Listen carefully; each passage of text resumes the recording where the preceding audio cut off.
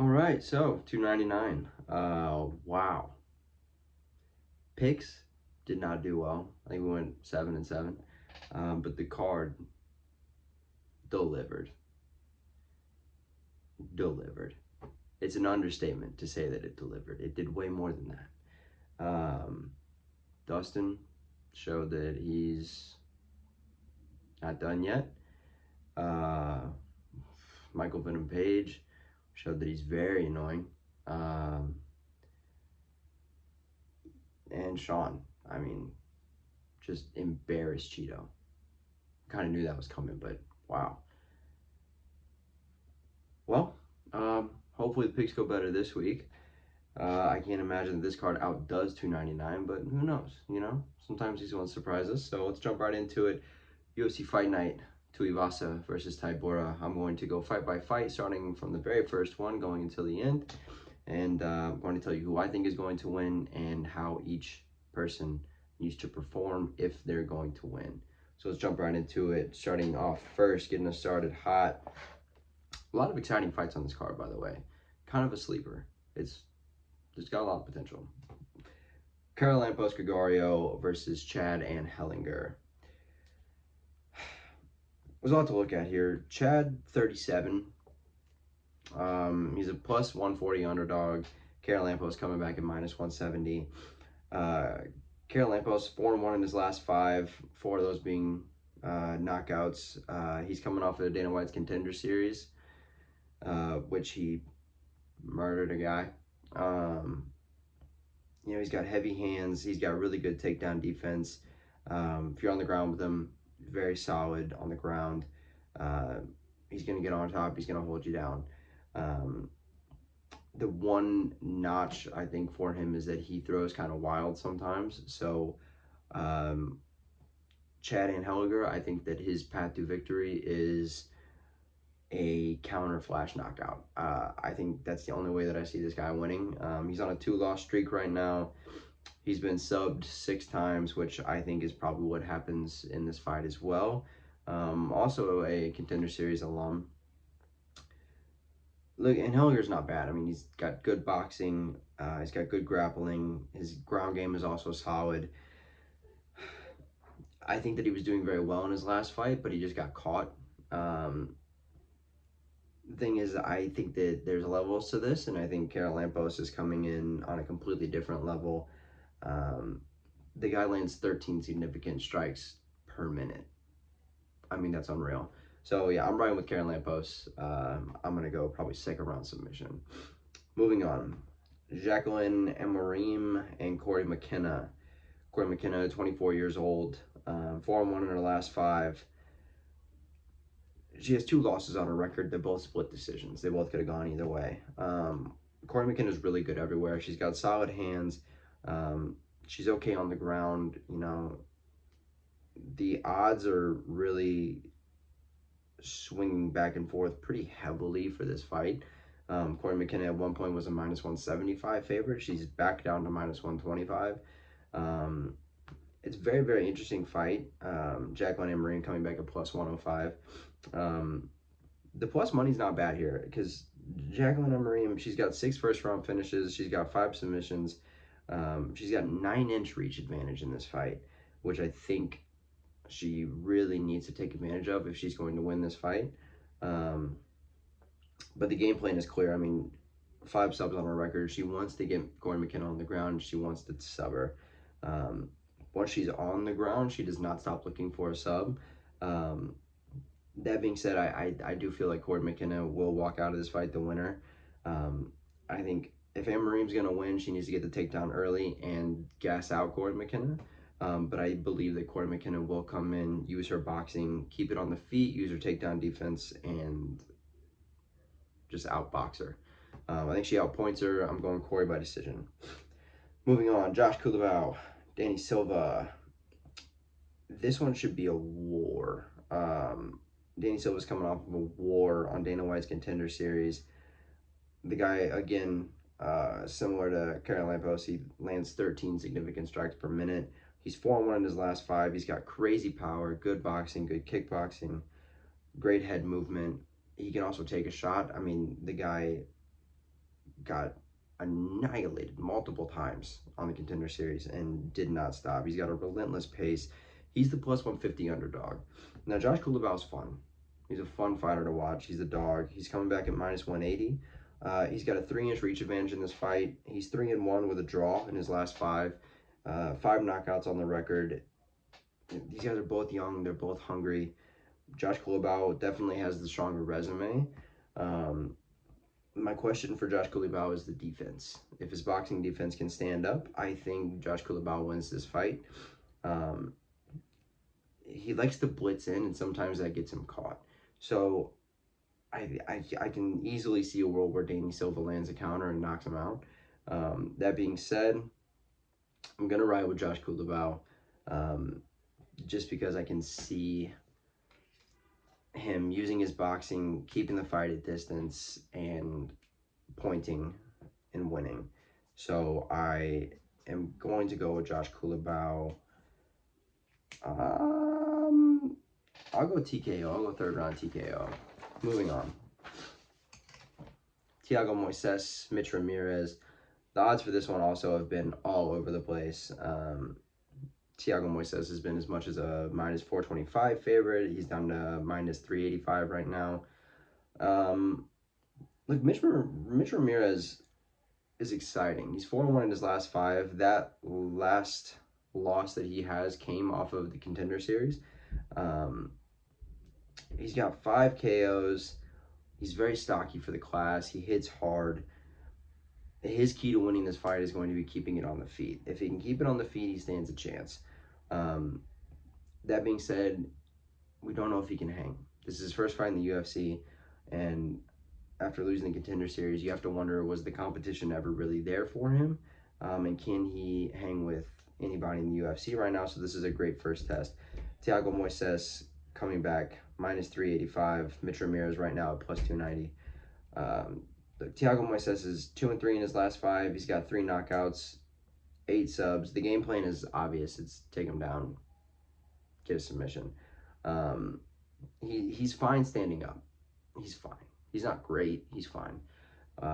His last loss was to Benoit Saint-Denis. You know, I mean, the guy was a champ in the LFA. Yeah, he's got the experience. He's on a bit of a rough skid right now. I think if he comes in and stands up a little bit, utilizes the kickboxing that he has, and then shoots a takedown, I think he can sub Mitch Ramirez, probably in the 2nd round. So I'm going to ride with Thiago Moises. That being said, Mitch Ramirez has a chance if he keeps it on the feet. So it'll be interesting to see. Fight number 5, Rafael Filho versus Ode Osborne. I'm a huge Ode Osborne fan. He's 3-2 in his last 5 knockouts, 4 subs on his record. He has been subbed 3 times, so that's something to keep your eye on. Filho has 9 subs on his record, so the game plan again is clear. Filho wants to come in, get the takedown, and hunt for the submission. Look, Ode's kind of long for the class. He's got a good reach. He's just one of those guys that just can't string together wins. He just can't consistently win. Last loss was to Almabayev, who we all know is a great prospect. You know, the one thing about Ode is if he does get taken down, he is very active on the ground. He's not going to stop. He's going to keep trying to get up. He's got good speed, good power. I mean, he's almost there. Like, he's almost a legit competitor. Going back, Rafael Filho, you know, 1 on Contender Series. He's got 9 subs on the record. He's 4-1 in his last 5. You know, he got hurt pretty bad, almost got finished in his last fight. Some refs would have stopped it. Came back and won. So, you know, maybe it was good on the ref to not stop it. Some refs would have stopped it. Like, he's got a very, very dominant ground game. He knows what he's doing. The one thing that I will say is that the defense on the feet is shaky at best. It's shaky at best, and he wings his punches. So I think if Ode is tight, I think if he's precise, I think he actually stands a good chance in this fight. So as the first underdog, and maybe just because I'm a little biased because I'm a fan of him, I'm going to ride with Ode Osborne. I'm going to say 2nd round knockout. We'll see. Fight number 6, Josiane Nunes versus Chelsea Chandler. This is an interesting fight to me. Both these women are very solid, very stocky builds. Josiane Nunes is 5-0 in her last 5. Only loss I believe she has is to Talia Santos, who we all know is a gamer. And that was all the way back in 2013, so very early in her career. She's got 10 wins total, and 7 of those are knockouts. So, you know, this girl comes in, landing 7 significant strikes a minute, hits like a truck, and she's going to put a pace on you. She's the minus 135 favorite. Chelsea Chandler coming back is entertaining to watch. She's fun to watch. 4-1 in her last 5. Look, she's only got 7 pro fights coming in. You know, she does have a KO over Julia Stoliarenko. That's something to think about. I will say once she gets taken down, she struggles off her back. And as far as boxing, she keeps her hands low, and that's going to be very dangerous against a fighter like Josiane Nunes. Taking all that into consideration, Josiane Nunes minus 135, Chelsea Chandler 115. We're going to ride with Josiane Nunes. I'm going to say knockout. I don't think Chelsea Chandler has the boxing to stay with her and compete. Moving on, featured prelim. This is going to be a very fun fight. Natan Levy versus Mike Davis. Current odds, Mike Davis minus 400, Natan Levy plus 300. Interesting because Natan Levy is 4-1 in his last 5. The guy's got 3 submissions on his record, but he's a karate fighter who prefers to be on the ground. It's an interesting build for him. He's got good takedowns, and he's pretty dominant when he gets on the ground. The question is, can he take down Mike Davis? That's the question. Mike Davis is 3 inches taller, which is, obviously we all know it's harder to take down a taller guy. He's 4-1 in his last 5. He's got 7 knockouts on the record. His boxing defense is a little questionable. He likes to leave his hands down, which is not going to be good against a guy like Natan Levy because he's fast. Mike Davis has a lot of power, and he likes to go first, and he's going to want to control the octagon and stay in the center. I'm going to ride with Mike Davis. I don't think Natan Levy is able to take him down. I think it's a boxing match, and I think Mike Davis wins by knockout. We're going to go 3rd round knockout for Mike Davis.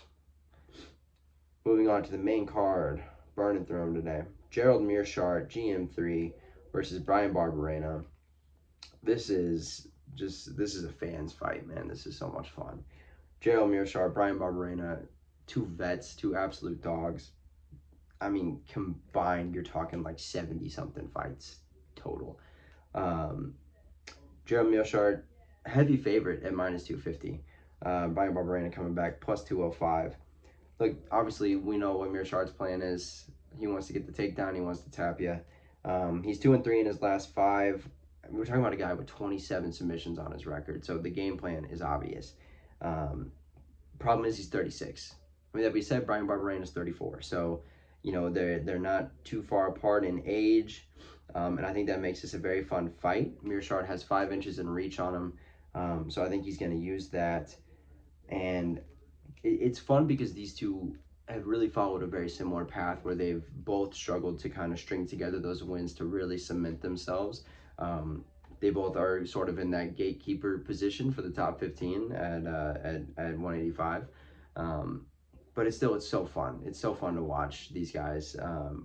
Just 2 absolute dogs. You know they're going to go out and put on a show. So I'm very excited for this one. I do think Gerald Meershaert gets an early knockdown. I think he jumps guillotine, jumps darce, something around there. I just don't think that Bryan Barberena has what it takes. But that being said, if Bryan Barberena is going to win, it's going to be by knockout. He's going to come in, the boxing's going to be heavy, and I think if he goes first and he pushes the pace and he gets Meershaert against the fence and just tees off, I think he has a chance. Both these guys 2-3 in their last 5. Bryan Barberena is on a 3-loss streak. Gerald Meershaert has lost his last 2, so one of these guys has got to get a win. It's going to be a fun fight. I'm going to ride with Gerald Meershaert by submission. Moving on, fight number 9 on the night. Pandee Kianzad versus Macy Chiasson. I'm probably not saying that right. Pandee right now at a plus 195. Macy coming back minus 240. This is another fun fight. They're both 3-2 in their last 5. The problem with Pandee is she's got 3 finishes in her 17 wins. That being said, she's lost 7 and she's only been finished 3 times. So the odds of this going to decision are pretty high. Coming back, Macy Chiasson has 4-inch height advantage, 6-inch reach advantage. You know, her losses, she's lost to people like Ariel Dana and Ariel Dana and Raquel Pennington. So she's fighting the best. You know, she's fighting the best. These two have fought before. They fought back in 2018. Macy won by submission. The one knock that I'll give to Macy, she hasn't fought since 2022. So, you know, she's got solid power. She's very dangerous in the clinch. She's got the takedowns. She knows how to control you on the ground. We saw Pandee Kianzad get kind of dominated on the ground in her last fight. So we don't know if she gets taken down, can she get back up? That's the problem.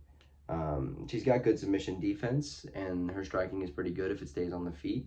But I do see Macy Chiasson taking this down, and I see it going all 3 rounds, decision, 30-27, and just a dominant showing for Macy. Moving on. Christian C-Rod Rodriguez and Isaac Dulgarian. I keep saying this, but these are really fun fights. Isaac minus 185, C-Rod coming back at plus 155. Like, Isaac Dulgarian is 6-0 total. That's all he's got.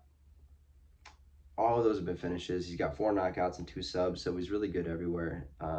This is his 2nd fight in the UFC. He's really good all around. Like, he's good everywhere. He's got monster ground and pound, very heavy hands on the feet. I mean, he can sub you. He's good everywhere. Christian Rodriguez is a plus 155 underdog. Isaac Dulgarian, minus 185 favorite. C-Rod is a dog. He's 4-1 in his last 5, coming off a win against Cameron Simon. Famously, he's the guy that gave Raul Rosas his first loss. In his 10 wins, he's got 7 finishes, 3 KOs, 4 subs. He's got solid boxing. He's good on the ground. He's aggressive. He's very stout. He's strong for the class. Solid defense. This is a tough one. This is a tough one to call. I think Christian's path to victory is probably on the feet. And I think that he will have to outbox Isaac Dulgarian, which is not an easy task. I don't know if going to the ground is necessarily the best path for him, just because Isaac is a monster on the ground and he's very strong. That being said, if he can get a knockdown and maybe jump guillotine or jump a Darce, I can see Christian winning that way.